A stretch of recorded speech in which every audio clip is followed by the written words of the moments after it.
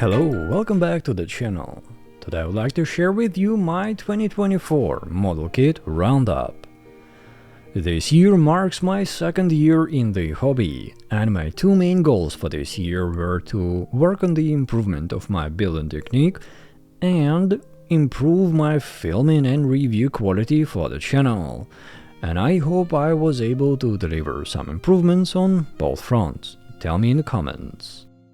Also this year I built significantly fewer kits than in 2023, 11 versus 25. However, this year I also tackled some of the biggest and most complex kits I've seen so far yet. Being the 3 perfect grade scale kits, Anti-Industry Sky Defender in 172, my first Verka being Narrative Gundam Verka, and some of the more intricate 1/100 scale kits being in Era Lizard and in Era Aurora with the metal inner frame. Plus, with every kit that I did this year, I was trying to make sure I apply, all waterslide decals. I do as much as possible detailing given the tools that I currently have and can use. And I was trying to make sure that they look as good as out of the box as they can be. And of course there were a couple of kits that I built throughout Canadian summer that I fully top coated as well. I really hope you enjoyed the videos that I posted this year and the kits that I built as well. So why don't we go through them in more detail. So I kicked off the year with the perfect grade Unicorn Perfectibility Gundam. I built it throughout the Canadian winter and it took me a couple of months to complete, and I also couldn't top coat this kit. But the quality of plastic that Bandai delivered with it is so good that it looks just astonishing even without top coats. This kit was a hell of a challenge as well because I decided to use Bandai's own waterslide decals, and there are so many of them in this kit that I think it took me about a month to just do those. Other than that, I had wired this kit with a set of Cosmos LEDs, and now it is a centerpiece of my collection, which I enjoy looking at every single day. Next was in Era Aurora, which had metal inner frame. It was a very interesting design and I really enjoy the quality of pre-painted or plated plastic that this kit came with. I also really like the quality of the effect parts that this kit brings. They are super shiny and they stand out very well. This kit was pretty easy to assemble and it shines on my shelf, and I also enjoy looking at it pretty much every single day. I think it's a great design from Era, and I hope they come out with more unique designs like this. Next, I guess I was a bit tired from building a perfect grade and in Era Aurora, and I decided to tackle master grade RX-72 Gundam version 2.0. I just absolutely love the simplistic yet very standout design of this kit, and it was a fairly easy build. However, if you look too close, you will see a lot of dump marks and gate placements that are quite obvious because this kit is definitely dated. Plus, it comes with the dry transfer decals, which can be a bit of a challenge to apply.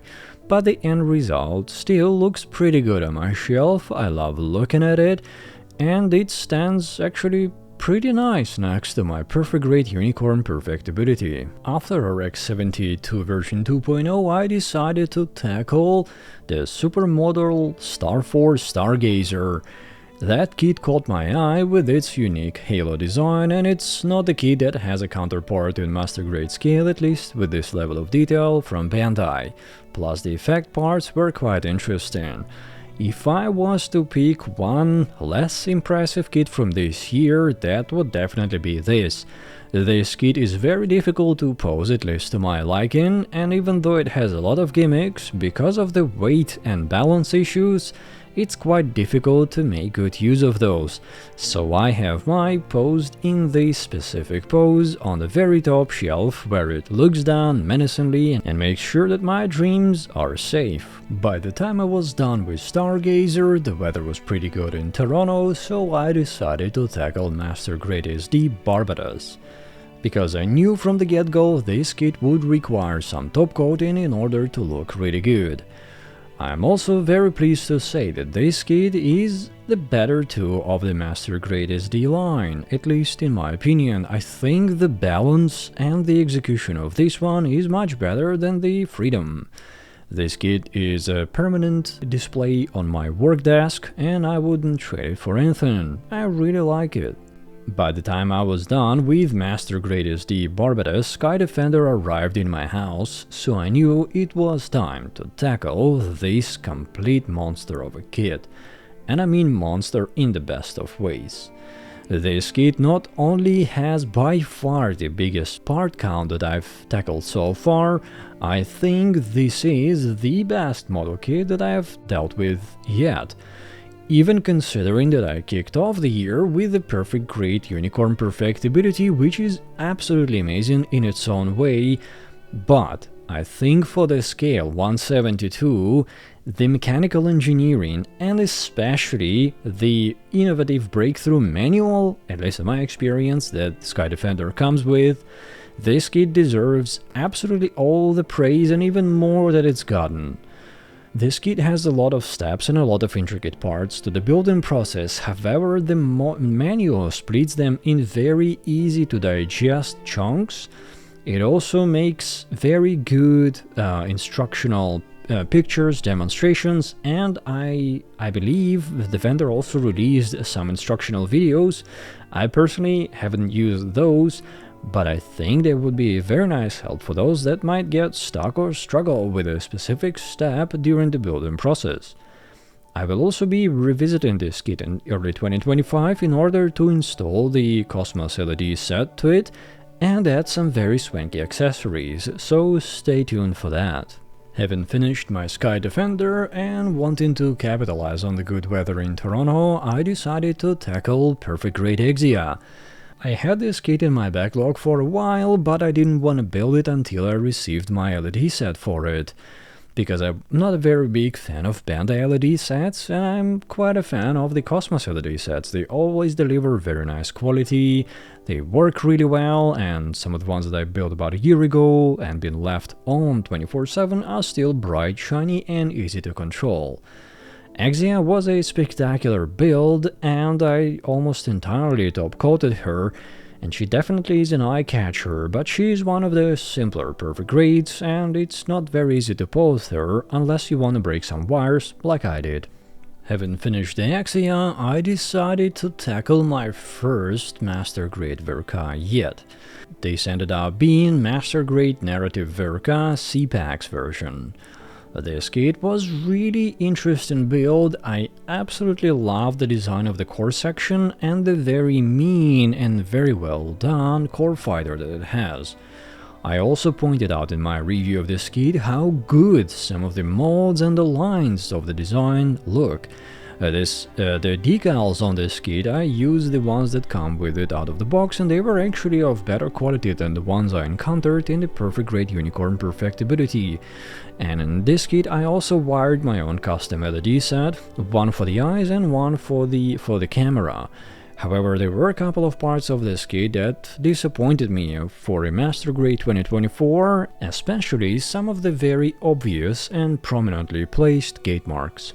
Having finished the Narrative Verka, I switched over to the Strange Work Monument Repair type, or Talgeese. This kit can be quite controversial for those who do not like the Chinese rip-offs of the original Bandai designs. I'm personally not really fussed about it. As long as I get to build cool model kits, I don't really care who makes them, but I fully understand what implications copyright theft might entail. Nevertheless, going to this kit.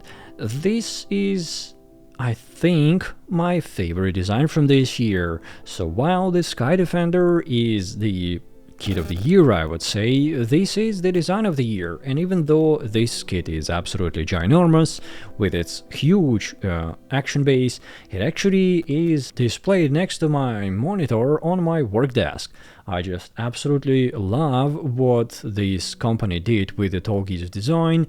And I also put a lot of effort into it, top coat in darker parts to give them a really good solid finish. And the white plastic that this kit comes with has very nice pearlescent finish to it, so even without any paint or top coats, it just looks fantastic. And I think some of the design creative choices they made with the Decals design definitely works well in this scale. Definitely one of my favorite kits yet. Having finished the Decals, I switched over to In-Era Lizard, knowing that I wouldn't potentially need to top coat this kit and the weather was already not good enough for me to do that in Toronto. I'm very happy to say that In-Era delivered with Lizard yet again. This kit is a fantastic 1/100, sort of crazy Sinanju rendition. It has an absolute insane amount of parts. It has some of the spikiness to it, but I think it's not too much. But I really like the amount of detail that it packs. It also comes with really good water slide decals that are pretty easy to apply. And almost all of the red plastic, and I think there are 3 shades of it, is having some sort of a slight finish to it, like textures, so even without top coating or painting, it still looks pretty decent on the shelf. And I think this is definitely one of the best third-party 1/100 scale kits that I've built so far. Last but not least, I wanted to finish off the year strong with the breakthrough real grade from Bandai, being RX-72 version 2.0. To be honest with you, I actually had this kit since about July 2024, but I really didn't want to build it until I got my hands on a weapon set for it, knowing that Bandai came up with that absolutely insane Gundam hammer, which I only ever saw before in the MG RX-72 version 2.0, but that one is a rather boring old ABS plastic chain. I really wanted to make sure that when I am ready to build this real grade is only with the weapon set included. And I can tell you that I was not disappointed when I got my hands on that weapon set and the kit as well. Bandai outdid themselves yet again. The amount of mechanical detail that they were able to pack in these new unique interlocking joints and the armor gimmicks, armor interconnections, the articulation that this kit has, it is absolutely fantastic. Knowing that I wouldn't be able to top coat this kit, I was a bit worried that maybe it will not end up looking very good. However, I was not disappointed by Bandai yet again. The white plastic has a decent finish to it, even though I think it could have been better if they did it like they do with the perfect grade unicorn. That would have been nice, but I understand, after all, this is real grade and the price has to be kept in check.